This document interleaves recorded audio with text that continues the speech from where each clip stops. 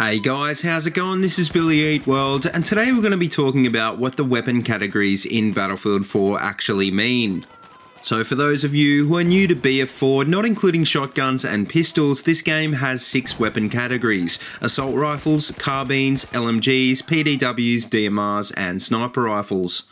These categories are a good way of grouping the guns, but doing so is sort of an oversimplification because many of these guns can fit into one or more of the categories. To start with though, let's run through a quick history of small arms development so that you can understand how these categories first came about.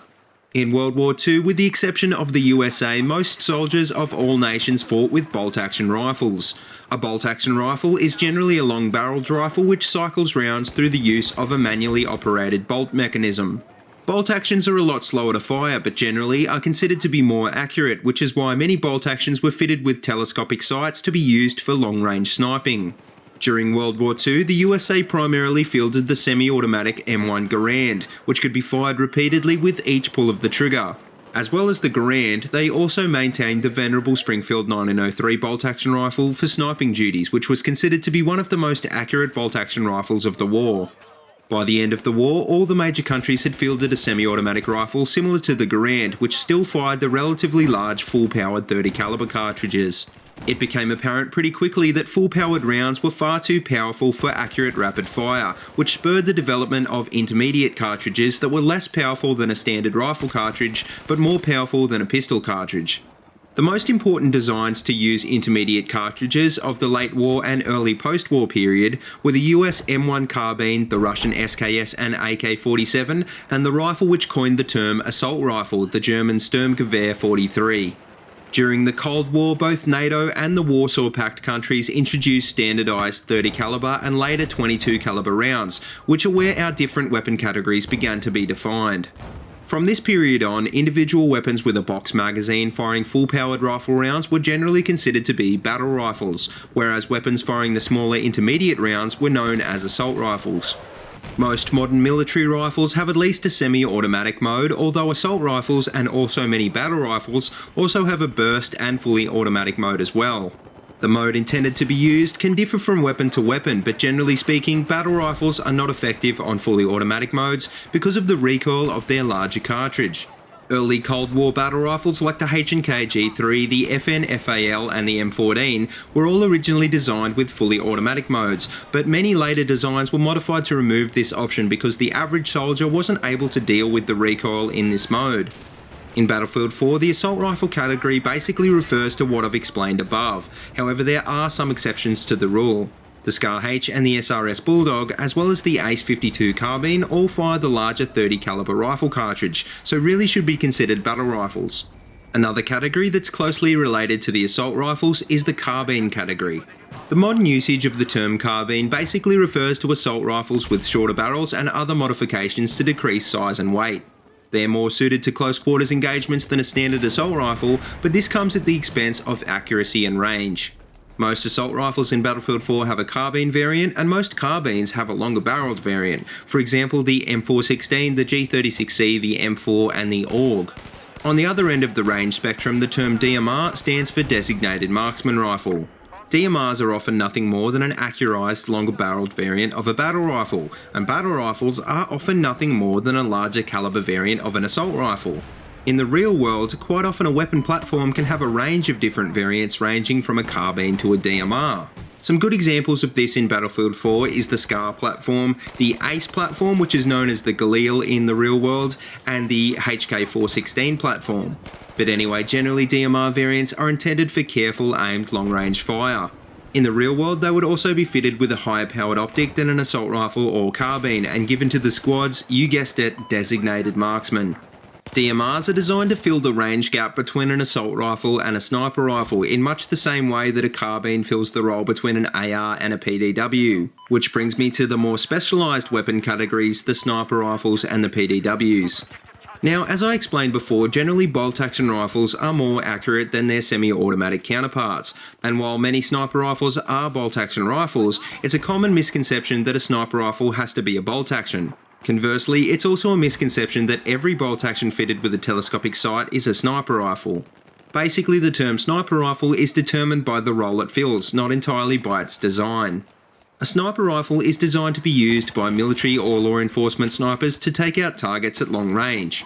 Sniper rifles can range from anything from modified hunting rifles to specifically designed sniper systems, and can be either bolt action or semi-automatic. In Battlefield 4, the SR-338 and the Barrett M82 are both examples of semi-automatic sniper rifles, and are also examples of sniper rifles that use different calibers. Now, as for PDWs, the term PDW stands for Personal Defense Weapon. Basically, PDWs are characterised by smaller caliber rounds, which in turn allow for a compact and lightweight weapon design. They fill a similar role as to that of a carbine, but as many PDWs fire pistol caliber ammunition, they generally are only effective against unarmoured targets. PDWs have a hard time fitting into Battlefield 4 because in the real world they'd fill a role where size and concealment are important, for example in law enforcement and security roles. On a modern battlefield though, like in Battlefield 4, the versatility of a carbine would far outweigh the benefits of a PDW, which is why they're now only used in very specific roles in military and law enforcement groups around the world. And that brings me to my last weapon category, the LMGs. LMG stands for light machine gun, which is another term that's defined by its own set of characteristics. Like the sniper rifle, the LMG is defined by how it's intended to be used, rather than by its caliber. LMGs in Battlefield 4 can come in 30 caliber like the M60 or the M240B, or 22 caliber like the M249 and MG4. The thing all of these weapons have in common though is that they're designed to lay down sustained suppressive fire, which means they firstly need to be designed with a larger capacity and also to cope with more heat. Generally, LMGs have heavier barrels, bipods for support and more robust mechanisms that will stand up to hundreds of rounds being fired in a short space of time. They usually feed from a belt or a large capacity box or drum magazine, and many LMGs also allow the user to quickly change overheated barrels during a combat situation. If there was a direct opposite to the sniper's one shot, one kill mentality, a squad's light machine gunner would probably be it, as the speed and amount of rounds downrange is much more important than accuracy in this role. So now that you hopefully understand a little bit more about how the weapon categories work in Battlefield 4, how would I change them to be more realistic in future Battlefield games? Well, to begin with, I'd scrap the carbine and DMR category altogether and create a battle rifle category instead. Rather than having separate categories for assault rifles and carbines, battle rifles and DMRs, I just allow players to choose a variant. All players would have access to the carbine variants and battle rifles as all kit weapons, but assault players would have access to the assault rifle variants and recons would have access to the DMR variants. Also, rather than having a sniper rifle category, I'd call it the bolt action category and give the DMRs longer range scopes now that they would be specific to the recon class. I'd still keep LMGs and PDWs specific to the support and engineer class respectively, because I don't think that these categories are the real issue in Battlefield 4. I've heard a lot of people talk about giving the carbines back to engineers and giving the PDWs back to everyone, and I kind of agree with this, although I really don't think it's that bad how it is now. It actually kind of makes sense that the engineer class has access to the PDWs, because they're the class most likely to be driving vehicles, and in a vehicle it's very hard to wield a long-barreled weapon. But anyway, as well as making the categories more realistic, what I think these changes to the categories would do is level the playing field as far as weapons go, while still giving the assault and recon classes a boost in effective range. I think if DICE made an effort to address the countless variants of the weapons already in-game, in future Battlefield games I think we'd have a much bigger range of playable weapons. So DICE, if you're listening, please take this on board, because I know I'd love to see this in future Battlefield titles, and I know pretty much everybody watching would like to see this as well. But anyway guys, that just about wraps it up, and as always, if you like what you see, please remember to like, comment and subscribe. And if you haven't already, please check out all my other Battlefield 4 videos. I've got them all linked in a playlist in the description below. And if you have any suggestions about topics that you'd like to see in future episodes on this channel, then feel free to let me know in the comments of this video or send me a tweet on Twitter at BillyEatWorld. But until next time, see you later and have a good one.